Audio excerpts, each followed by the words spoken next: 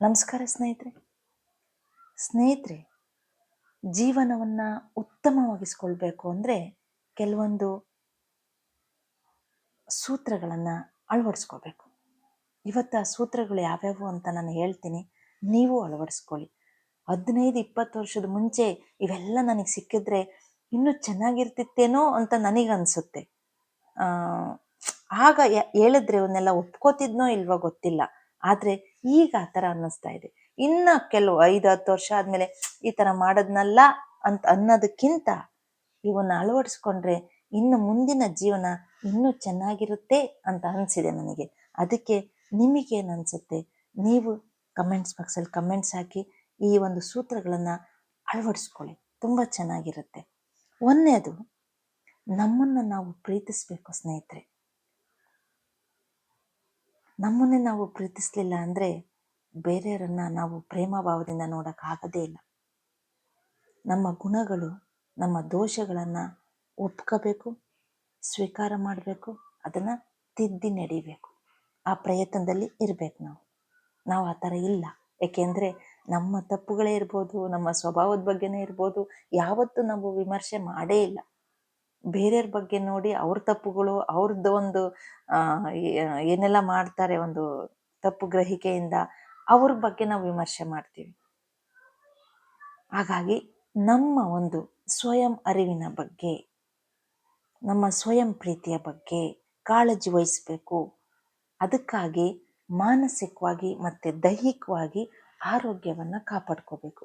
ಈಗ ದೈಹಿಕವಾಗಿ ನಾವು ಎಲ್ಲರೂ ಆರೋಗ್ಯವನ್ನು ಕಾಪಾಡ್ಕೋತೀವಿ. ಜಿಮ್ಗೆ ಹೋಗ್ತೀವಿ, ಜುಂಬಾಗೆ ಹೋಗ್ತೀವಿ, ಮತ್ತು ಯೋಗ, ವಾಕಿಂಗ್ ಇವನ್ನೆಲ್ಲ ನಾವು ಮಾಡ್ತೀವಿ. ಆದರೆ ಮನಸ್ಸಿನ ಆರೋಗ್ಯಕ್ಕಾಗಿ ಏನೂ ಮಾಡಲ್ಲ. ಸ್ವಲ್ಪ ಯೋಚನೆ ಮಾಡಿ. ಮನಸ್ಸು ಆರೋಗ್ಯವಾಗಿದ್ದರೆ ದೇಹನೂ ಆರೋಗ್ಯವಾಗಿರುತ್ತೆ. ದೇಹದ ಸೂಕ್ಷ್ಮ ಭಾಗವೇ ಮನಸ್ಸು, ಮನಸ್ಸಿನ ಸ್ಥೂಲ ಭಾಗವೇ ಶರೀರ, ದೇಹ.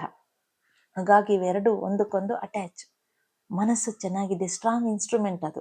ಮನಸ್ಸು ಚೆನ್ನಾಗಿದ್ದರೆ ಆಟೋಮೆಟಿಕ್ಲಿ ದೇಹನೂ ಚೆನ್ನಾಗಿರುತ್ತೆ. ಆದರೆ ಮನಸ್ಸಿನ ಬಗ್ಗೆ ಕಾಳಜಿ ವಹಿಸಲ್ಲ ನಾವು.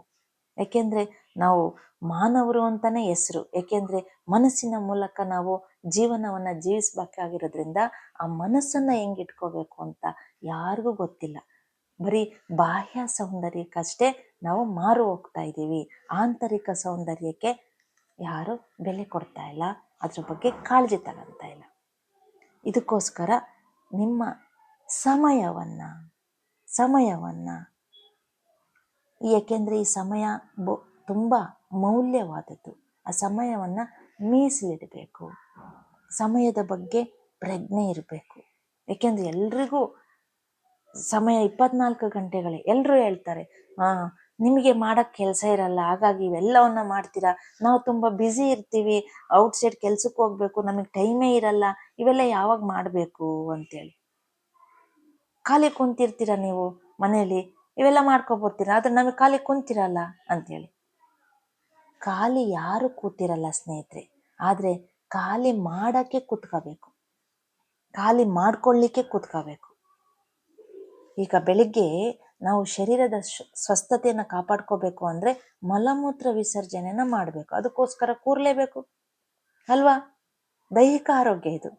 ಹಾಗೇನೆ ಮನಸ್ಸು ಶುದ್ಧವಾಗಿರಬೇಕು ಅಂದರೆ 10-15 ನಿಮಿಷಗಳ ಕಾಲನಾದರೂ ಮಿನಿಮಮ್ ಕೂರಬೇಕು.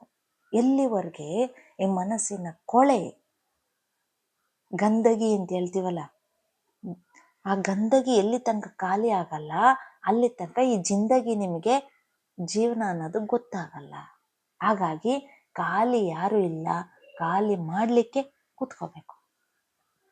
ಹೌದಾ? ಒಪ್ಕೊಂತೀರಾ? ನೆಕ್ಸ್ಟ್, ಇನ್ನೊಂದು, ಹೋಲಿಕೆ ಮಾಡ್ಕೋಬಾರ್ದು. ಬೇರೆಯವ್ರ ಬಗ್ಗೆ ಹೋಲಿಕೆ ಮಾಡ್ಕೋಬಾರ್ದು. ಇವತ್ತು ಇದನ್ನು ನಾನು ನಾಳೆ ಬೆಳಿಬೇಕು ಅಂದರೆ, ನಾಳೆ ಇನ್ನಷ್ಟು ಬೆಳಿಬೇಕು ಅಂದರೆ ಏನು ಮಾಡ್ಬೋದು ನಾನು ಅಂತ ಚಿಂತನೆಯಲ್ಲಿ ತೊಡಕೊಳ್ಳಿ. ಆ ಹೋಲಿಕೆ ಮಾಡೋ ಬದಲು ಬೆಳಿಲಿಕ್ಕೆ ಏನೆಲ್ಲ ಮಾಡಬೇಕು ನಾನು ಅಂಥೇಳಿ ಚಿಂತನೆಯಲ್ಲಿ ತೊಡಗಿದ್ರೆ ಬಹುಶಃ ಅವ್ರಿಗಿಂತ ಹೆಚ್ಚು ಬೆಳಿತೀರ ನೀವು. ಹೋಲಿಕೆ ಮಾಡಿಕೊಂಡು ಸಮಯವನ್ನು ವ್ಯರ್ಥ ಮಾಡ್ಕೋಬೇಡಿ. ಪ್ರತಿಯೊಬ್ಬರ ಜೀವನನೂ ಹಿಂದೆ ಮುಂದೆ ಇದ್ದೇ ಇರುತ್ತೆ. ನಾವು ಮಧ್ಯದಲ್ಲಿ ಇದ್ದೀವಿ, ಎಲ್ರದ್ದು ಹಾಗೆ ಇರುತ್ತೆ. ಮುಂದೆ ಹೋಗಿರೋದನ್ನ ನೋಡಿ ನಮಗೆ ದಾರಿದೀಪ ಅಂತ ಅನ್ಕೊಳ್ಳಿ. ಹಿಂದೆ ಇರೋರನ್ನ ನಾವು ದಾರಿ ತೋರ್ಸಕ್ಕೆ ಬಂದಿದ್ದೀವಿ ಅಂತ ಯಾಕೆ ಅನ್ಕೋಬಾರ್ದು ಅಲ್ವಾ? ನಾವು ಆ ಥರ ಅನ್ಕೊಳ್ಳಲ್ಲ. ಮುಂದೆ ಇರೋರನ್ನ ನೋಡಿ ಏನಾದರೂ ಮಾಡಿ ಓವರ್ಟೇಕ್ ಮಾಡಿ ಮುಂದೆ ಹೋಗಬೇಕು ಅಂತ ಹೋಗ್ತೀವಿ, ಆಕ್ಸಿಡೆಂಟ್ ಮಾಡ್ಕೋತೀವಿ. ಹಿಂದೆ ಇರೋರನ್ನ ನೋಡಿ ನಾನು ಅವ್ರಿಗಿಂತ ಮುಂದೆ ಇದ್ದೀನಿ ಅಂತ ಅಹಂಕಾರ ಪಡ್ತೀವಿ, ಅಲ್ಲೇ ಮುಗ್ಗರ್ಸಿ ಬೀಳ್ತೀವಿ. ಅದಕ್ಕೆ ಬದಲಾಗಿ ಇದನ್ನು ಅಪ್ಲೈ ಮಾಡ್ಕೊಳ್ಳಿ. ಹೌದಾ? ನೆಕ್ಸ್ಟ್ ಸತ್ಯ ಮತ್ತು ಪ್ರಾಮಾಣಿಕತೆಯಿಂದ ಇರೋದನ್ನು ಕಲಿಬೇಕು. ಏನೇ ಆಗಲಿ ಸತ್ಯವಾಗಿ ಬದುಕಬೇಕು, ಸತ್ಯವನ್ನೇ ಹೇಳಬೇಕು. ಆಗಲೇ ಮನಸ್ಸಿಗೆ ಶಾಂತಿ ಅನ್ನೋದು ಸಿಗುತ್ತೆ ಸ್ನೇಹಿತರೆ. ಎಲ್ಲೋ ಒಂದು ಕಡೆ ನಾವು ನಮ್ಮನ್ನು ಬಚಾವ್ ಮಾಡ್ಕೊಳಕ್ಕೆ ಹೋಗಿ ಸುಳ್ಳನ್ನು ಕ್ರಿಯೇಟ್ ಮಾಡ್ಕೋತೀವಿ ಅಲ್ವಾ? ನಿಮಗೂ ಅಂಥ ಜನರೇ ಸಿಗ್ತಾರೆ ಜೀವನದಲ್ಲಿ. ಏಕೆಂದರೆ ನಿಮ್ಮೊಳಗೆ ಸುಳ್ಳಿರೋದ್ರಿಂದ ಬಾಹ್ಯ ಜಗತ್ತಲ್ಲೂ ಅದೇ ಸಿಗುತ್ತೆ. ಅದರಿಂದ ನೆಮ್ಮದಿ ಅನ್ನೋದು ಸಿಗಲ್ಲ, ಶಾಂತಿ ಅನ್ನೋದು ಸಿಗಲ್ಲ. ಪ್ರಾಮಾಣಿಕತೆಯಿಂದ ಇರಿ. ನಿಮ್ಮ ಬಗ್ಗೆ ನಿಮಗೆ ನಂಬಿಕೆ ಬರಬೇಕು, ಬೇರೆಯವ್ರಿಗೂ ನಿಮ್ಮ ಬಗ್ಗೆ ನಂಬಿಕೆ ಬರಬೇಕು. ಆ ಥರ ಬದುಕಬೇಕು ಸ್ನೇಹಿತರೆ. ಆಗುತ್ತೆ ಅಲ್ವಾ? ಖಂಡಿತ ಆಗುತ್ತೆ. ನೆಕ್ಸ್ಟ್ ಕೃತಜ್ಞತೆ ಭಾವ. ಏನೇ ಆಗಲಿ ಸಣ್ಣ ಸಣ್ಣ ವಿಷಯಕ್ಕಾದರೂ ಕೃತಜ್ಞತೆಯನ್ನು ಸಲ್ಲಿಸಿ. ಇದನ್ನು ನೋಡಿ 4 ಜನ ಕಲಿತಾರೆ. ಈ ಕೃತಜ್ಞತೆ ಬಗ್ಗೆ ಹೇಳಬೇಕು ಅಂದ್ರೇ ಒಂದು ವಿಡಿಯೋ ಮಾಡೋಣ ಅದ್ರ ಬಗ್ಗೆ. ಯಾಕೆಂದರೆ ಇದರಿಂದ ಏನಾಗುತ್ತೆ ಕೃತಜ್ಞತೆಯನ್ನು ಸಲ್ಲಿಸೋದ್ರಿಂದ ಅಂತ. ಬರೀ ಬಾಯಿ ಮಾತಿಗೆ ಥ್ಯಾಂಕ್ ಯು ಅಂತ ಹೇಳಿದ್ರೆ ಸಾಲಲ್ಲ, ಮನಸ್ಸಿಂದ ಬರಬೇಕು ಸ್ನೇಹಿತರೆ. ಅದು ಕೃತಜ್ಞತಾ ಭಾವ ಅಂತ ಹೇಳ್ತೀವಿ. ಅದ್ರ ಬಗ್ಗೆ ನೆಕ್ಸ್ಟ್ ಇನ್ನೊಂದು ವಿಡಿಯೋದಲ್ಲಿ ತಿಳಿಸ್ಕೊಡೋಣ.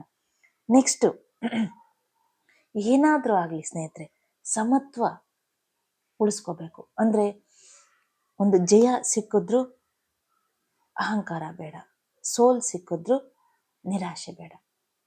ಸಮತ್ವದಲ್ಲಿ ತಾಳ್ಮೆಯಿಂದ, ಯಾಕೆಂದರೆ ತಾಳ್ಮೆನೇ ನಮ್ಮ ಸಂತೋಷದ ಕೀಲಿಕೈ ಅಂತ ಹೇಳ್ತಾರೆ. ಆ ತಾಳ್ಮೆಯಿಂದ ಇರೋದನ್ನು ಕಲಿಬೇಕು. ನಂತರ ನಾವು ಏನೇ ಒಂದು ಸಣ್ಣ ಕೆಲಸವನ್ನು ಸ್ಟಾರ್ಟ್ ಮಾಡಿದ್ರೆ ಅದನ್ನು ಪೂರ್ಣವಾಗಿ ಮಾಡೋದನ್ನು ಕಲೀರಿ. ಇವತ್ತು ಈ ಕೆಲಸ ಮಾಡಬೇಕು ಅಂತ ಅಂದ್ಕೊಂಡಿರ್ತೀವಿ ಬೆಳಿಗ್ಗೆ, ಆದರೆ ಸಂಜೆ ಆಗೋತ್ತಿಗೆ ನಾಳೆ ಮಾಡಿದ್ರೆ ಆಯಿತು ಅಂತ ಮನಸ್ಸು ಹೇಳುತ್ತೆ ಅಲ್ವಾ? ಇದನ್ನು ನೀವು ಅಬ್ಸರ್ವ್ ಮಾಡ್ಕೋಬೇಕು. ಯಾಕೆಂದರೆ ಎಲ್ಲರ ಜೊತೆ ಮಾತಾಡೋಕ್ಕಿಂತ ನಮ್ಮ ಜೊತೆನೇ ನಾವು ಜಾಸ್ತಿ ಮಾತಾಡ್ತಿರ್ತೀವಿ. ಏನು ಮಾತಾಡ್ತಿರ್ತೀವಿ ಅಲ್ಲಿ ಅರಿವು ಬರಬೇಕು ಸ್ನೇಹಿತರೆ. ಅದನ್ನು ಕಾರ್ಯರೂಪಕ್ಕೆ ತಂದಿದ್ದೀನ ಅಂತ ನೋಡ್ಕೋಬೇಕು. ಇವೆಲ್ಲವನ್ನ ಪರಿಶೀಲನೆ ಮಾಡ್ಕೋಬೇಕು. ನಮ್ಮ ಜೊತೆ ನಾವೇ ಜಾಸ್ತಿ ಮಾತಾಡೋದ್ರಿಂದ ಏನು ಮಾತಾಡ್ತಾ ಇದ್ದೀನಿ, ಒಳಗಡೆ ಒಂದೇನೋ ಒಬ್ರು ಹೇಳ್ತಿರ್ತಾರಲ್ವ, ಏನು ಹೇಳ್ತಾ ಇದ್ದಾರೆ ಅವರು ಅಂತ ಸ್ವಲ್ಪ ಗಮನ ಕೊಡಿ.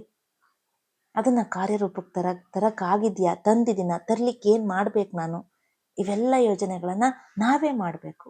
ಯಾರೂ ಬಂದು ಹೇಳ್ಕೊಡಲ್ಲ. ಆಗ ನಮ್ಮ ಇಂಪ್ರೂವ್ಮೆಂಟ್ ತುಂಬ ಚೆನ್ನಾಗಾಗುತ್ತೆ. ಇವನ್ನೆಲ್ಲ ನೀವು ಅಳವಡಿಸ್ಕೊಳ್ತೀರಾ. ಇನ್ನು ನೆಕ್ಸ್ಟ್ ವಿಡಿಯೋದಲ್ಲಿ ಇನ್ನೊಂದು ಕೆಲವೊಂದು ಮಾಹಿತಿ ಬಗ್ಗೆ ನಾನು ಭೇಟಿ ಆಗ್ತೀನಿ.